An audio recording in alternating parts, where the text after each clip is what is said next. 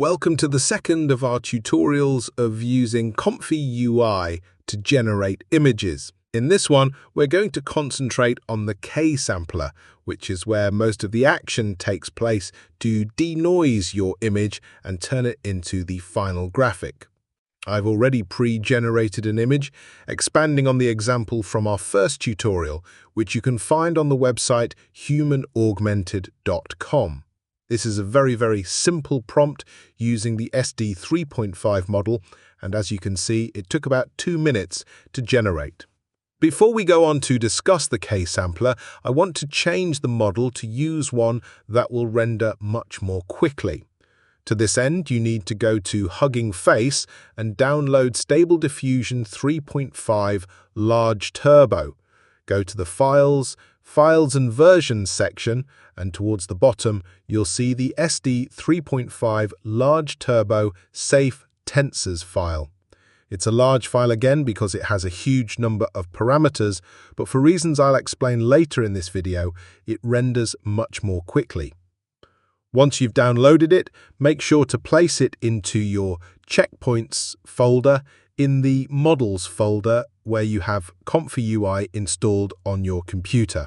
Go to Models, Checkpoints, and copy the Stable Diffusion Turbo model here. The first time that you want to use it in ComfyUI, you must remember to update the interface. Click on the Manager and then select Update All Custom Nodes. Once you've finished, restart. I won't do that at the moment because I want to keep our reference image on the left-hand side. After you've updated and refreshed, when you go to Load Checkpoint Node, you should see the new Turbo model listed there. Select this and you will now be able to create images at a much faster rate, although there may be some compromise in terms of quality. For this tutorial, I'm not going to make any amendments to anything other than in the KSampler, and the first thing that I want to draw attention to is steps.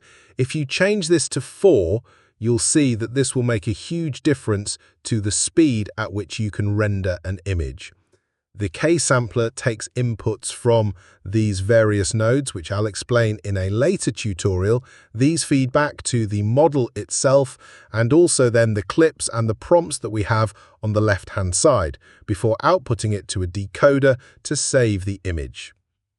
I'll return to seed and control after generate in a later tutorial. These are effectively numbers which will be used to denoise your image. Steps can change from the number of operations that are required to denoise your image.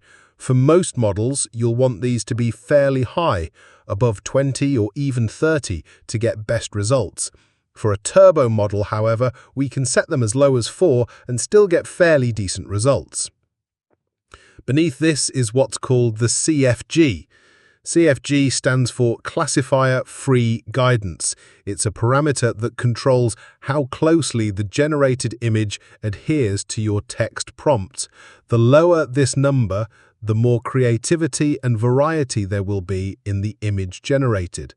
The higher the number, the more it will adhere to your prompt, but also there's the possibility with very high numbers that the image quality will deteriorate.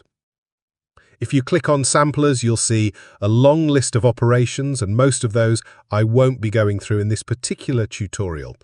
Euler, which is a very commonly used sampler, is named after an 18th century mathematician, whereas others included DDPM, which I will be using today, stands for the Denoising Diffusion Implicit Model. Beneath this, then, are various schedulers, which again can affect the way that your image appears. These range from normal, which is fairly standard, as its name suggests, and also SGM uniform, standing for Stochastic Gradient Method with Uniform Noise. This is one that I use quite a lot and which provides good results. But you'll also find that many people who want to produce more creative versions of their images will often select Keras as well, although the results from that can be rather unpredictable. So at the moment, other than changing this number of steps, I want to also then reduce the CFG to 1 to show you some of the differences that will take place. Just to emphasize again, there's nothing else apart from the basic checkpoint, which has been changed to turbo, that is different from our previous tutorial. I'll click on Run and you'll start to see that it moves through the process more quickly as it goes through the different nodes until it comes to KSampler. Again here, it moves through those 4 steps much more quickly. Loading an image that's been rendered on the left-hand side, one of the things to point about this image, which considering how quickly it's rendered has turned out pretty good, is that there's a considerable amount of variety in the background. I'll change the CFG now to 4. What this should do is make it adhere much more closely to our prompt, which, as you can see, effectively gives them a glass bottle with a purple galaxy inside against a simple background. So again, I'll click Run. It doesn't need to process any other information, so it moves through most of the nodes fairly quickly before it comes to KSampler. Again here, it moves through those 4 steps much more quickly.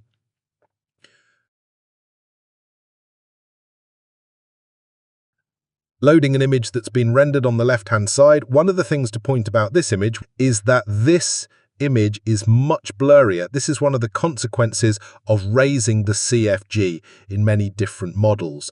You'll probably have a CFG of anywhere around 5 to 8 when you want high fidelity in image production. But for turbo models, which process parameters very quickly, you want to keep the CFG number small. As such, I'll return it to 1 and click on Run to generate an image. Again, it goes through the various nodes before coming to KSampler, and in this case, processing very quickly because it can more freely decide how to render the image. This generates another version, and as you can see, this particular version does keep to that simple background, but also creates quite a sharp and vivid image inside the bottle. In summary then, just to say that you can have an immense variety of output just by concentrating on some of these features that appear in the KSampler.